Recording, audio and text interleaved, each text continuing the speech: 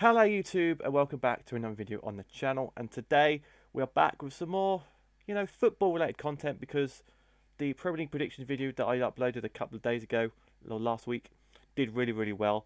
So you guys obviously seem to enjoy that. So we're going to be back again. I'm going to look back at my predictions of the first week of games and just go over the weekend fixtures, to be honest, really. So yeah, so if you guys are hyped for this, make sure you smash the like button down below. But I really didn't want to do this video. I really didn't, because obviously I'm an Arsenal fan, and we're just terrible, aren't we? We're just 100% terrible. I can't believe it. I thought we'd get, in my prediction video, I said we'd get 4 points. We got none. We got absolutely zero. Now, the first game I want to talk about is the Manchester City game. Now, this game was being played while I was at work.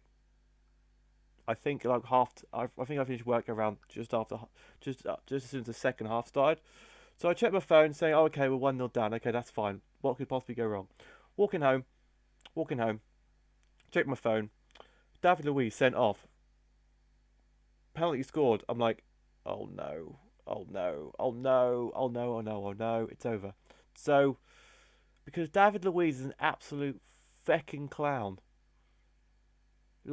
First goal, I know what I'll do. Instead of kick the ball out when it's in the box, I'll just, I'll pass it to blinking, was it Aguero? I think it was Aguero. I'll pass it to Sterling and he can just score the goal. I'm like, okay, well done. It didn't help that before that, Xhaka got injured, Mari got injured. Luis wasn't even on the start of the pitch. I reckon if none of those players got injured, we might have maybe done something. I don't know, probably not. But, not having David Luiz on the pitch would have made us only lose 1-0. Possibly even less, because we wouldn't have had 10 men at that point. But yeah, 2 injuries. David Luiz gives Sterling the ball to score an easy goal. Comes in at half time. Okay, we can build from this. We're only 1-0 down. We got this. We can do this. Goes out 4 minutes into the second half.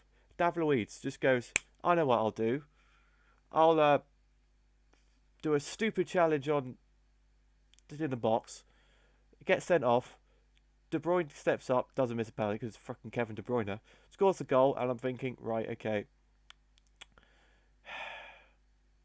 We're just going to write this game off now because there's no point. There's literally no point in it whatsoever. Literally no point in the rest of this game because, well, we're 2-0 down. We've got 10 men. What's the point? What's the actual point? And then Foden scored in the last minutes just to put the nail in the coffin. At that point, I'm thinking, right, okay, that game's out of the way, but it's fine. We're still what? At this age, we're still like 5 points off top 5 because Man City's Champions League ban. There's a slim chance, but we could still maybe get top 4 if we can bounce back, beat Brighton, and get back on track. So if we get to the game against Brighton, and it's a beautiful. Was it on Sunday? No, it was on Saturday. Lovely Saturday afternoon at Brighton. I'm thinking, right, okay. Brighton.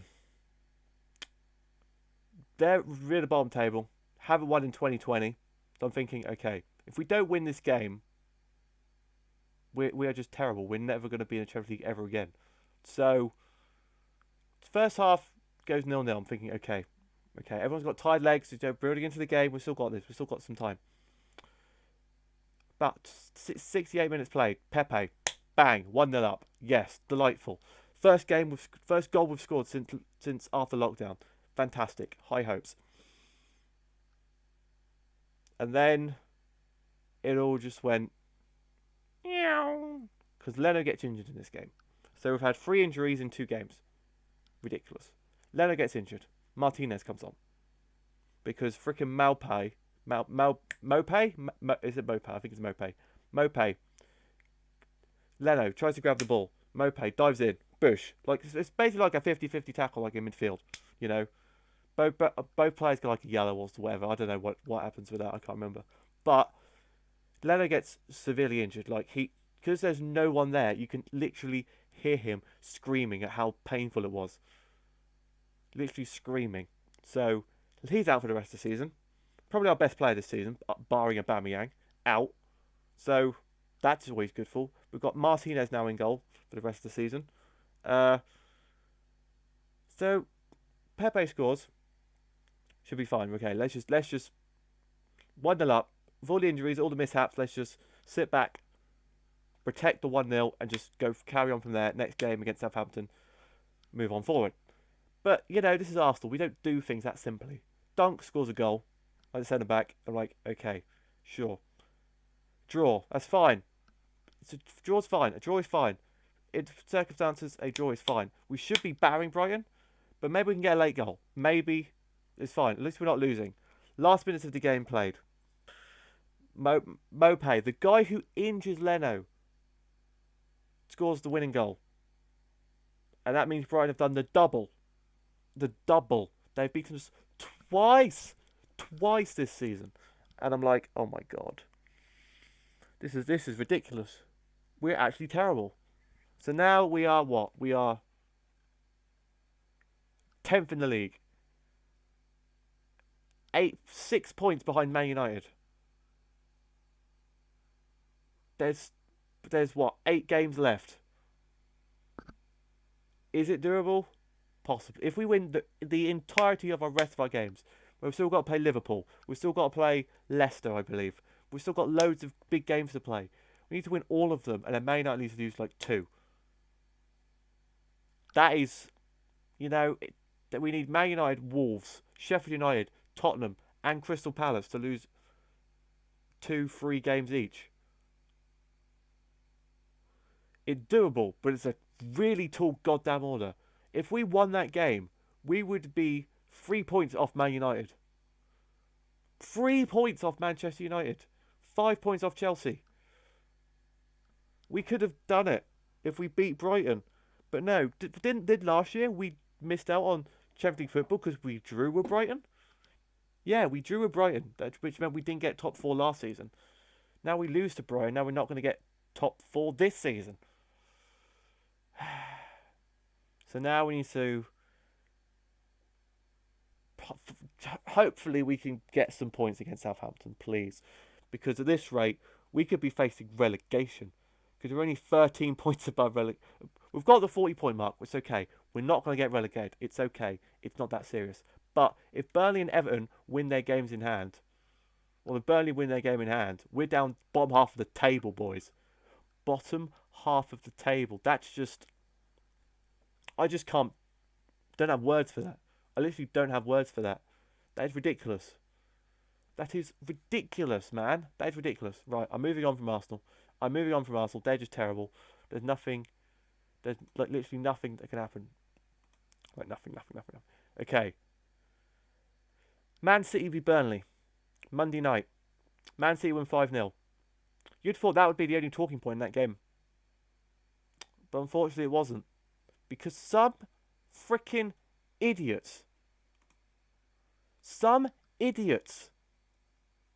decided to fly an aeroplane over the stadium saying White Lives Matter. I mean, come on. It's 2020. It's like...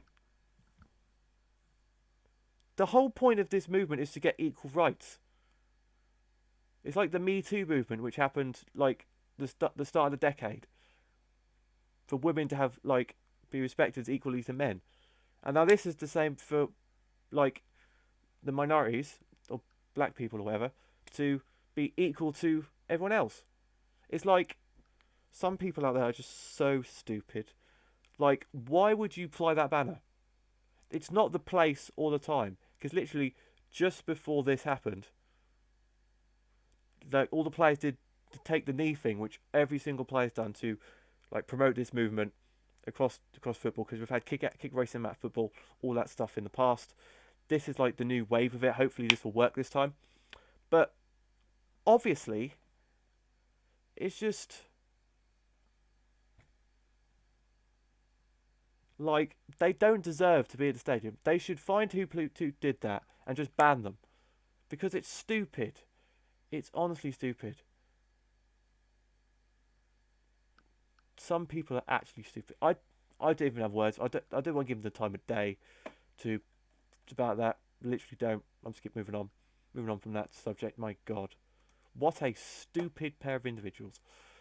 Right, we get on to Liverpool. I'm just going through the fixtures over the weekend, which I find the most important. But we get to Liverpool, who, if they win this game, could potentially win the league at Crystal Palace next week, or on the weekend, or whenever they play Crystal Palace next.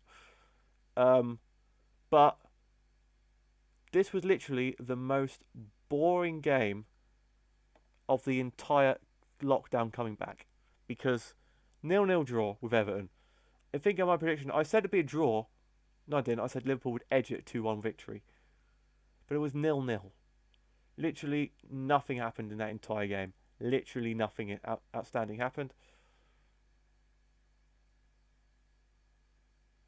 Now Liverpool need 5 points to be sure of the Premier League title now, which would mean beating Crystal Palace, and they have to beat Manchester City. So Liverpool could win the league at the Etihad Stadium. That would be insane. But they've got Crystal Palace next. And Crystal Palace, we all remember what happened with Crystal Palace last time Liverpool were trying to win the title. Istanbul, 3-0 up, 10 minutes left. Oh, we've won the league, we've won the league. Oh, wait, Crystal Palace. Bop, bop, bop, bop, 3-0 draw. Yep, that's it. League goes to Chelsea or whoever it was. It's like, yeah. All they had to do was beat Crystal Palace, they won the league. And the slip up against Chelsea. They had to win. I think they had to win one of those games, and they would have won the league. But they lost them both. But we're going off topic. But Liverpool are 23 points clear. Man City win their game in hand. They are 20 points clear. All I got to do is beat Crystal Palace, beat Man City. League is theirs, 100%. Now, I reckon they will beat Crystal Palace. Man City, again, I've got a draw in all over that. 100% a draw written all over it. If that happens, then Liverpool can't beat Man City's record of 100 points. Which, bearing in mind that at the start of the season they were just running away with it, like win. It's just like, right, okay. You lost to Watford. You've drawn against Man United. You've drawn against Everton. I think that should only drop points this season. Is that mad? Is that true? That can't be true, surely. I'll look at table. Yeah, they've only dropped points in 3 games the entire season. Out of 30. So they've won 90% of their games. Yet they're probably still not going to beat Man City's record. Because there's 8 games left. 3 8s are 8, 16, 24, 107. Are they really going to drop 8 points for the rest of the season? Don't think so. I don't think they're going to drop 8 points from the last 8 games. I don't think that's going to happen. So they've definitely beaten Man City's record. Yeah, Liverpool are going to win the league at Etihad, more than likely. More than likely, that's what's going to happen. And then we get to the final big game that happened, which was Tottenham Man United, where pretty much whoever won that game was almost guaranteed top 4 or top 5, whatever you want to call it. Man United had a good run before the break. You know, they were picking up wins. Bruno Fernandes was doing well. Now they've got Rashford back. Now they've got Pogba back. They've pretty much got a fantastic front line, fantastic midfield. Goalkeeper, De Gea, hasn't been that great, to be honest, recently. Not going to lie. Hasn't been that great.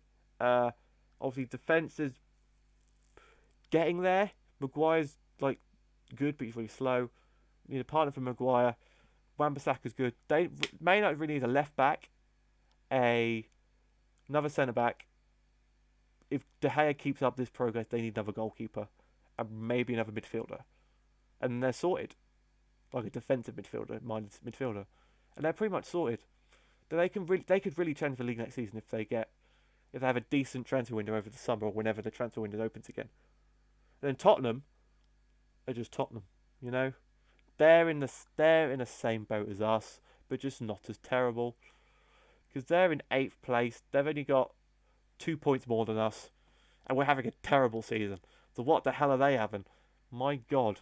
But yeah, that's my overview of this weekend's games. Obviously, if this video does well again, I'll bring it back next week. And also leave any comments about any other things you want me to talk about in the videos. Maybe go into more depth of any of the games. Maybe look at some other leagues like Championship or whatever. I don't know if you guys want to see. If you guys did enjoy, like, comment, subscribe, all that good stuff down below. Thank you guys for watching, and I'll see you guys in the next one.